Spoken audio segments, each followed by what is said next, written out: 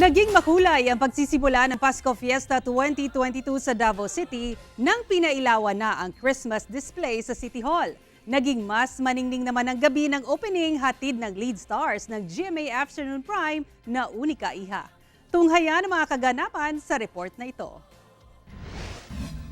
5, 4, 3, 2, 1!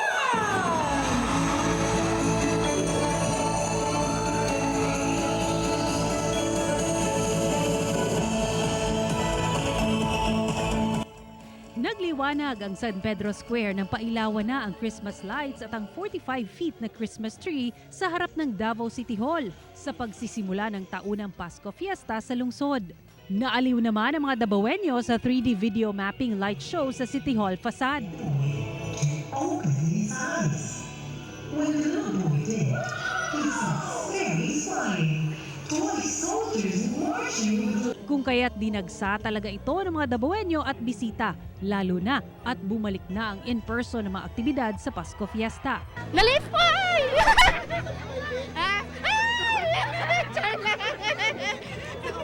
Ako mga anak, tulong ka mo, tara. Happy jud kayo, Mick. First time jud ako makita diri sa Davao.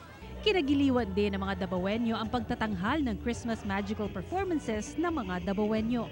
Magpadayon kita, nga muabante ta, nga malipayon, malinawon, o malambuon. Maulang to, Merry Christmas sa inyong tanan. God bless you all.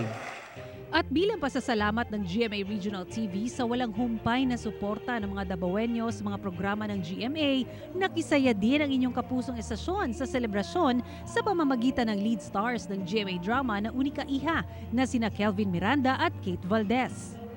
Pinakilig ni Kelvin ang mga Davaoenya sa kanyang pagkanta.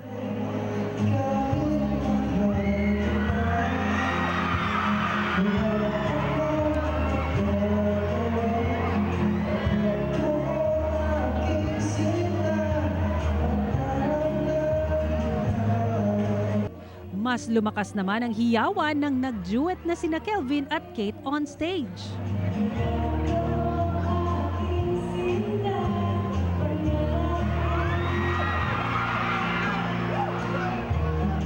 Nagpaabot din ng pasasalamat ang Kapuso Stars para sa mga Davaoenyo.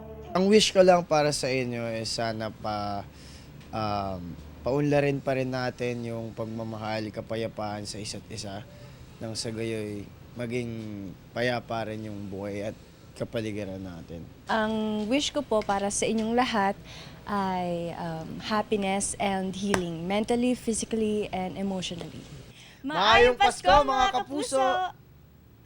Mula sa GMA Regional TV 1 Mindanao, Sara Hilomen Velasco nagbabalita para sa GMA Integrated News.